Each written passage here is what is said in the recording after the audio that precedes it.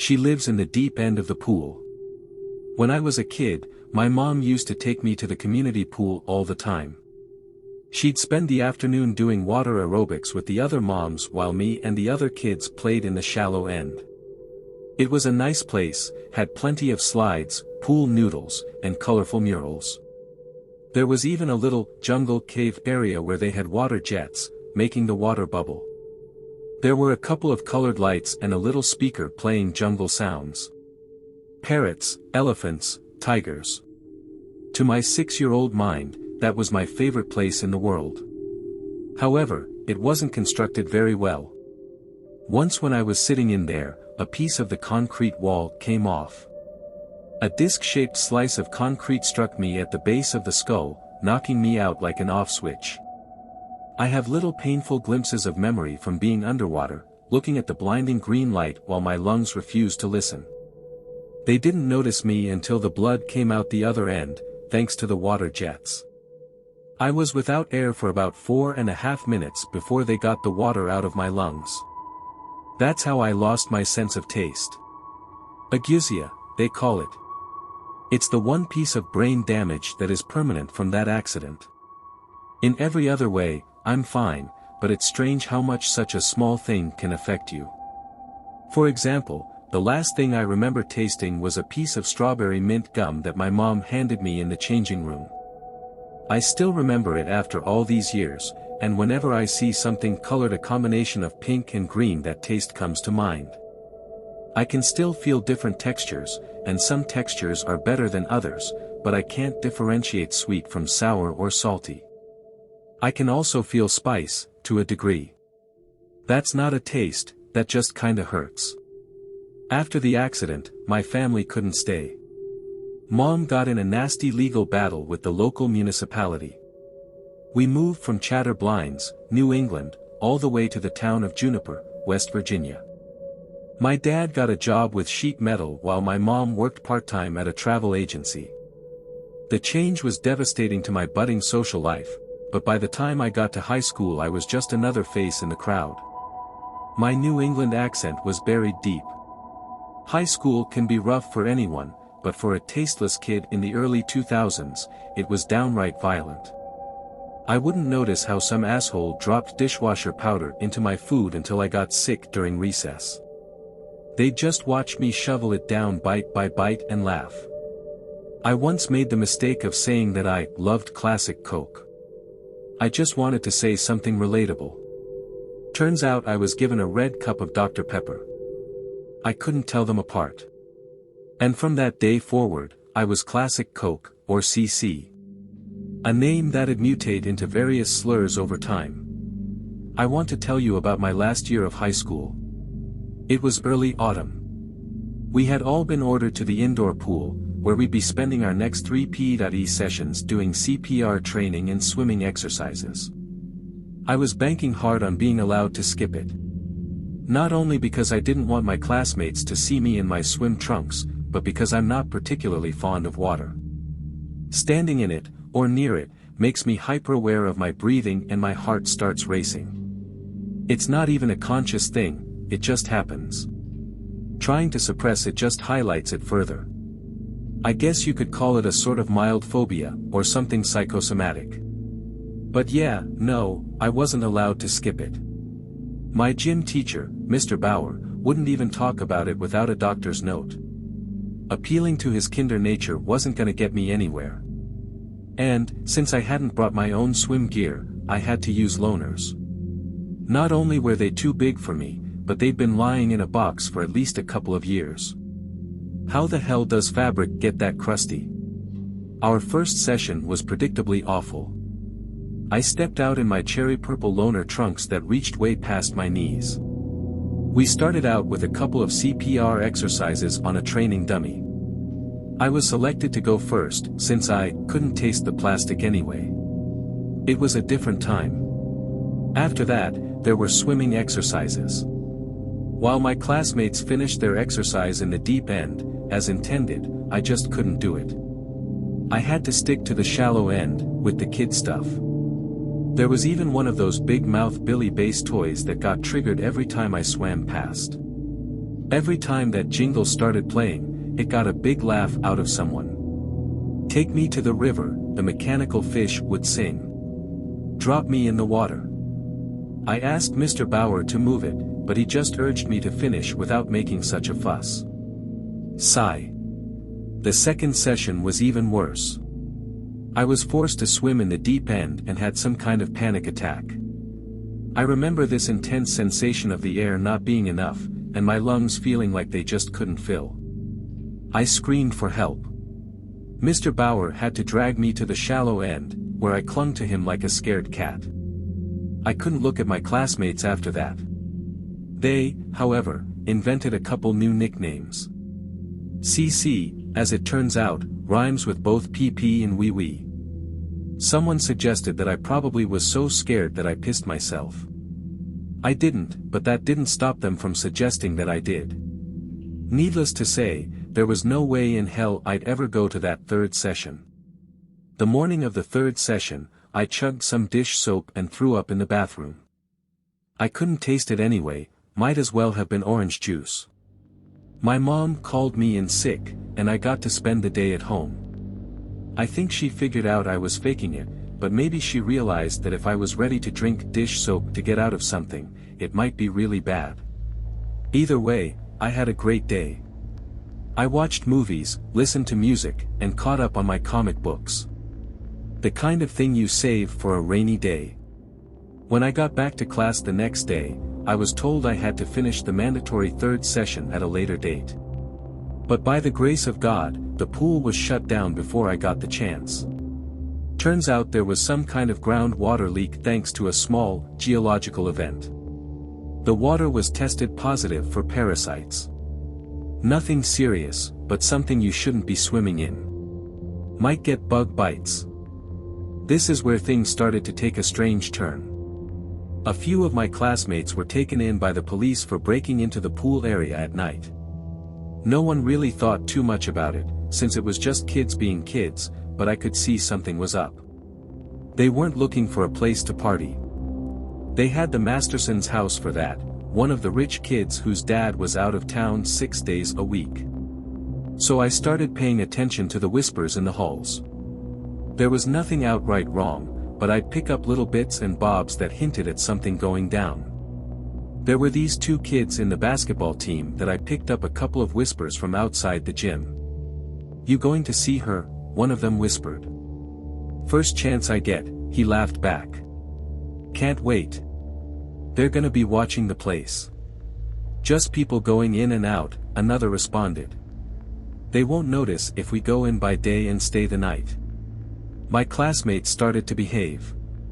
This might not seem like such a big deal, but they were paying attention in class, answering questions, and then retreating to the dark corners of the school to plot and whisper.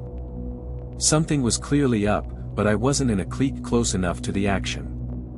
Still, it had me worried. The most obvious proof of this came to me during a math class. As Miss Levinson walked us through a couple of handy techniques, one of my classmates suddenly stood up. Everyone turned to him. "Is there a problem, Ron?" Miss Levinson asked. "Do you mind?" He just looked at her and raised his hand as if about to ask for permission. Then he made this awful noise and threw up all over the floor. The others looked at him with disgust. But it wasn't disgust about what he'd done, it looked like they'd been offended.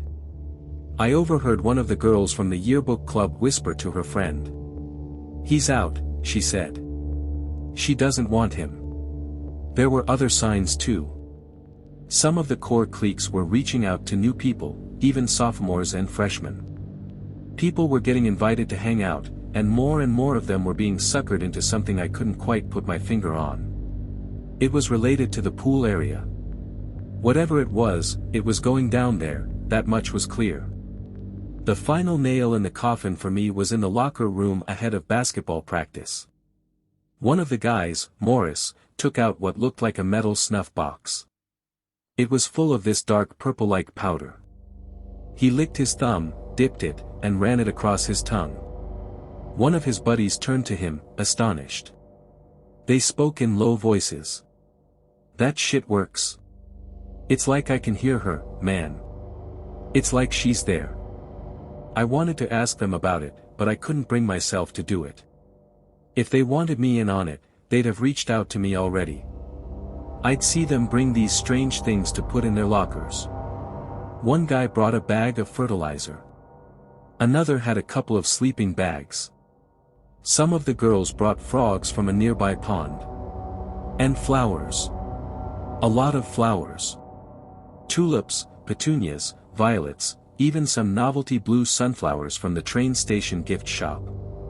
They'd stuff away entire bouquets into their lockers, and the next day, they'd be gone. They were bringing things in, but nothing was going out. So where was it going?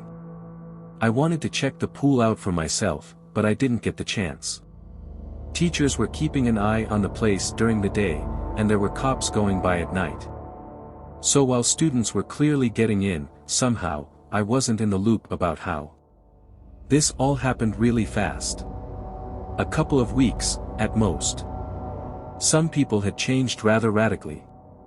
For example, there was this guy named Everett. He'd been an absolute pain in the ass for the people in his class, and all of a sudden, he was a model student. He even addressed his teachers as sir and ma'am. It got to the point where people suspected trouble at home, but there was nothing of the sort. He just changed. And while others weren't sure as to how, or why, I had a sneaking suspicion that it had to do with that closed-off pool. There were too many things congregating in that one area for it to be a coincidence, and I knew for a fact that Everett was one of the people that had been invited early on. Finally, I bit the bullet. Once after class, I walked up to some of the more sympathetic girls in the yearbook class. They looked at me like I was an alien. "Hey," I said. "Are any of you heading to the pool?" "It's closed." "Don't you know that?" one of them snapped back. "Yeah, but..." I looked around, making sure no one overheard us. "I know some people go there anyway." "You do that, right? Why'd you even want to go? Aren't you, like, scared of water?" "I just want to see what's up." "Everyone's going, right?" "Yeah, no," she smiled. "Not everyone. Not you, for example."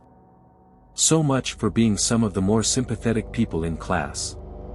Some of the others stayed late after class under the guise of catching up. Teachers allowed it, and even encouraged it. I figured they used that excuse to sneak into the pool, but I had no way of knowing for sure. I couldn't make up a good excuse to stay late myself, since I was ahead in most classes, so I had to do the opposite, end up in detention. So I cheated on a quiz, copying the answers from my desk mate. I didn't even try to hide it. School looks different in the dark. Eerie. The corridors look longer, and the lack of people buzzing about makes every footstep echo. When I was done with my detention, I managed to sneak off to see if I could find the others. Going past the pool, I could tell the door was locked. There was a warning tape on the front, unbroken. They hadn't gotten in that way. As I was skulking about, I turned to see a figure at the end of the hall. The ex-menace, Everett. He walked up to me, looking me up and down with a curious frown. "What you up to?" he asked. "I want to see what you guys are doing," I said. "You're in there, right?" "You sure?" "I dunno, I'm just curious." "Yeah, but you gotta be sure," he insisted. "Once you're in, you're in." "How can I be sure if I don't dash?" "I'm asking you, CC, he sighed. "If you're sure. And you don't sound very sure to me." We just looked at one another for a while. He was taking this seriously, and was asking me to do the same. I obliged. "Yeah," I nodded. "I'm sure." He took me to the janitor's closet and onward through a floor hatch. There was an old maintenance hall that handled the water flow from most of the school, and the pipes ran back out through the pool area. The space was so thin I had to walk sideways to get through, but at the end of it was this locker-sized door that leads straight into the pool area. Stepping out, I didn't know what to say. The plastic cover of the pool was gone, leaving the water open. They'd covered most of the bottom of the pool in dirt, and there were flowers littered all over the water. The water itself had taken on a sort of purple tint. There were electric lanterns lining the edge of the pool, and about 24 students chatting, swimming, and playing. A couple were in the back, making out. Everett grabbed my arm. The others looked up at me, some curious, most of them confused. "First off, you gotta take a dip," he said. "That's step one. But it's closed, are you dash? You just gotta strip down." "I'm not gonna dash." "You said you were sure. This is you showing me you're sure. Strip." So I did. I'd just gotten my last sock off when one of the guys from the basketball team grabbed my other arm. The onlookers cheered as I was dragged to the pool. "We got a new one," they laughed. "Throw him in. She's gonna love you," another cheered. "Hurry up already."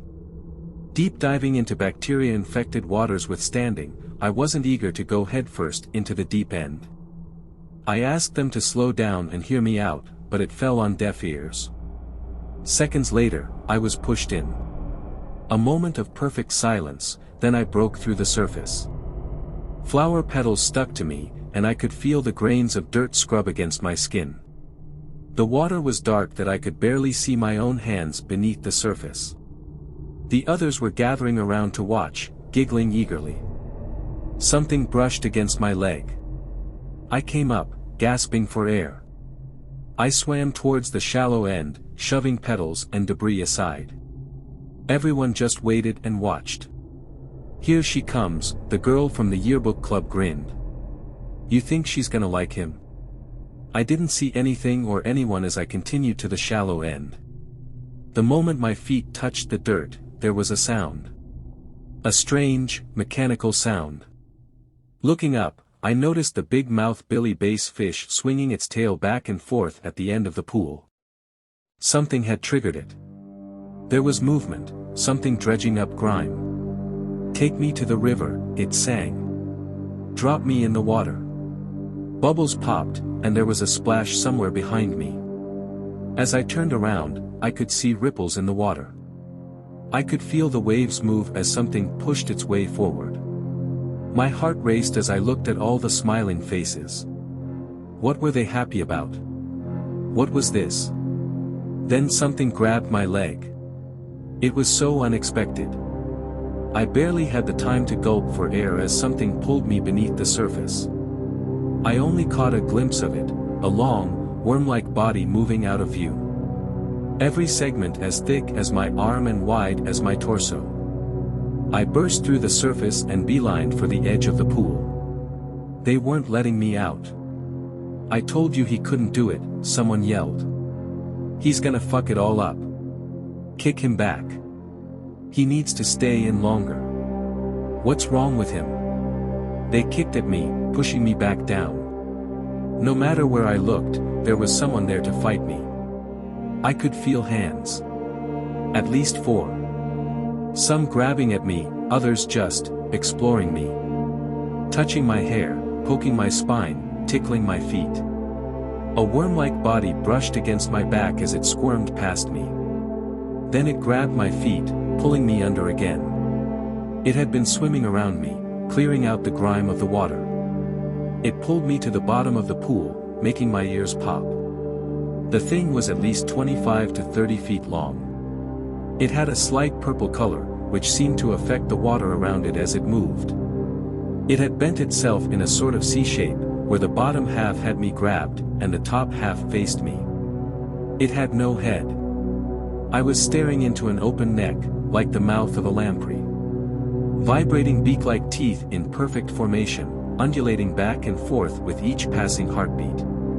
Randomly spaced across its body were these thin twig-like arms, ending with 3 webbed fingers. These were what had me grabbed. I couldn't breathe. I couldn't think. Every bone in my body wanted to fight my way out. I was convinced these people had thrown me in to be eaten, a sacrifice to whatever the hell this was supposed to be. Was this her? The one they'd been referring to? It had to be. There were vibrations coming from it. I could feel them. But the more I listened, I slowly came to realize that it wasn't just vibrations, they were sounds. A voice. I clawed my way to the surface, kicking and screaming. It let me go. I breached the surface, screaming for help. Crying, begging for it. Again, they laughed. Some seemed genuinely confused. I waded towards the shallow end, watching the segmented body wriggle just under the surface. The others gathered around the edges of the pool, ready to kick me back in. Turning back towards the thing, it suddenly rose out of the water like an angered cobra. Closing in at alarming speed, it came up to me, face to face. "Damn," someone muttered. "You just can't, you know. Fucking gorgeous." Not even one of them reacted as I thought they would. They were praising it, complimenting it. Speaking about it like it was the most beautiful thing in the world. The guys were drooling, and the girls were awestruck. They all gathered around to see what I'd do. It closed in on me. 6 little twig-like hands touched my arms, then my chest, feeling my pounding heart. Carefully, it descended under the surface again. This time, it gently pushed on my head, just enough for my ears to go under the water, while keeping my mouth above the surface. I could breathe. It was speaking. I could hear it in the vibrations. "Listen," it repeated. "Listen, please." It was the most surreal moment of my life, lying there belly up in front of a spellbound crowd. Like a nightmare I'd never had. Feeling the poking and prodding fingers across my back, my thighs, and my arms. "You don't see me?" it asked. "Why yes," I said. "I see you." "You see other me," it rumbled back. "Not me." The segmented body bumped against me as it moved under, then beyond. The vibrations were clear, but a little more distant. "You're not affected," it continued. "You are faulty. I don't understand. I can't live on your tongue," it vibrated. "I can't help you." I lay there for at least 10 minutes, just feeling the vibrations. The others relaxed. Some even jumped in with me, seemingly unafraid. There was no word for this thing, it was just her. It didn't want a name. It didn't need one. She was frustrated. She seemed to have a strange effect on the others that just didn't work on me. I didn't understand why, and it didn't either. That is, until I explained my lack of taste. See, a human tongue has thousands of taste receptors, allowing us to translate complex sensations for our minds to register. Apparently, this is the way she could affect others, by having them taste her. I was told a story. There was a cave with hundreds of kin. In the dark, all you could use to find and discern others was taste and vibration, which was all it could utilize. Then, there had been pressure coming from beneath. A breach, pressing dozens of kin to strange, lonely waters. There, she had looked for others, only to find herself sucked into a pipe. She'd been stuck in there for days, wriggling around. Listening to us, other living beings. Learning. Adapting. She managed to make her way into the pool, which had been closed by then. The water was bad, but not anywhere near what she was used to. Chlorine was common in her home. It wasn't until a couple of students broke in to swim that she realized the effect she could have on us. The substance she used to communicate with others of her kin were intoxicating to humans, making us experience a dreamlike high, and more. But without taste, I couldn't translate that sensation. All I could do was listen. By the time I stood up, I looked to the others around the pool. They spoke, in unison. "She lives in us," they said. "We listen." They stretched their arms out, ready to pull me in. I couldn't see her the way they did, but I was still a part of this. I was in on the secret. I was in the know, with the others. And I'll be honest, it felt amazing. Terrifying, but amazing. For the next couple of weeks, I was a part of it. A government-assigned official came by to check the waters, and a couple of students pushed them in. Once in, they were as infatuated by her as everyone else. They were eager and willing to lie to keep the secret, shutting the pool down for the foreseeable future. I talked a lot about her with the others. To them, she was this gorgeous, otherworldly human woman. Like a fairy tale siren, or mermaid. They couldn't put her into words, it was just this thing that she was. I tried explaining how I saw her, but they couldn't grasp the idea. In a way, they found it offensive. It was about a week before Christmas when I saw Ron coming down the corridor. The guy who'd stood up and vomited in class. I asked the girl from the yearbook club about him, seeing if she knew what that was about. "If you're not worthy, she hurts you," she said. "She kicks you out. That's how she does it. By making you ill. By pushing out everything she's given you," she corrected. "It just looks nasty, is all." It all started to make sense. The purple powder I'd seen the basketball players with was just from the pool water. Tasting it would give them a bit of a leftover high, like swimming with her. And swimming with her they did. I usually stayed out, but on nights where I came to see her, the others would flock into the water. The massive worm would wriggle between them, brushing against them as it went. People would laugh and play, hugging her and each other. It was like watching a human snake pit, with that one thing moving between them. At first, I loved it. I loved being a part of it. But I wasn't. Not really. It started with Everett. I noticed lines. Long thin lines along his arms, like the segments of a worm. His gums were looking a bit purple, and his eyes were red. You could barely tell at a glance, but if you spent some time with him, it was obvious. I'd see it in the others. Someone had grown extra teeth. Another one had their nose shrunk. One of the girls had her fingers grow another 3 inches. Everett eventually stopped coming to class. He'd just sit by the pool all day. His hair had fallen out, along with his nails and teeth. He'd grown a new set and didn't need his old ones. They'd started to feed her. Mostly fish, but she didn't shy away from raw meat. She'd just suck it into her gullet. I'd watch the teeth chomp down in a circular motion, grinding the flesh to a mush for her to drink. There was a rumor going around. The remaining unaffected staff and students were all going to be dragged into the pool at once. There was going to be an uprising. It wasn't really talked about, it was just sort of felt by those involved. A collective subliminal thought. Not me though. I was assumed compliant, for now. Some brought zip ties and ropes. Others brought knives and tasers. Duct tape, plastic bags, power tools. It would be violent, but she was tired of waiting in the dark. She wanted to be out in the open, praised and worshipped. Not hidden away like a dirty secret. But this was crossing a line. A creature seeking to survive was one thing, but this was abduction. I wanted to speak out, but I knew the others would silence me. And since I couldn't be influenced, there was only one thing they could do to silence me. To kill me. I had to be careful. The night before the planned attack, I joined her in the pool. Only a handful of others were around at the time. She had grown by then, each segment almost twice as thick as when I'd first seen her, with skin like rubber.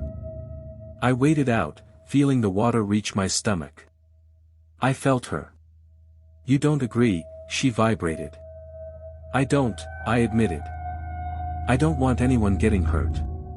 "They are improving," she responded. "We are improving. We improve, differently," I explained. "You're hurting them." There was a brief pause. From every nook and cranny of the room, I saw the other students emerge. Had they been waiting? An ambush? Their eyes looked different. Brighter. "Your wish differs from mine," she explained. "We are different." "That's not a bad thing," I said. "That's how we dash." Enemy. There were screams. Anger. Someone grabbing a hammer, another grabbing a saw. A young girl tearing out chunks of her hair, crying with rage. Everett, at the far end of the room, kept slamming his hand against his chest like a gorilla. Enemy, she repeated. This time she knocked me down like a bowling pin. There wasn't the usual careful movement, they were quick and erratic. Not afraid to wound me. Some people jumped into the pool, ready to tear me to pieces. There was no way out. This was it. Fight or flight. Dozens of twig arms grabbed at me, dragging me into the deep end of the pool. It was so fast. Forcing my eyes open, all I saw was this gaping tooth-filled maw coming towards me, teeth moving independent of one another, hungering for me. Expelling every breath of air in my lungs, I screamed for it to wait. To listen. To stop, and to think. I pushed all these things I wanted to say into one sound, but it just came out as a scream. I felt the insides of its mouth with my fingertips, trying to hold myself from being swallowed whole. As a tooth brushed against my scalp, I felt it piercing my skin. And it stopped. Much the same way we were affected by her, she was also affected by us. At the taste of my blood, she seemed to understand. She tasted my fear, my desperation. Pausing, she released me.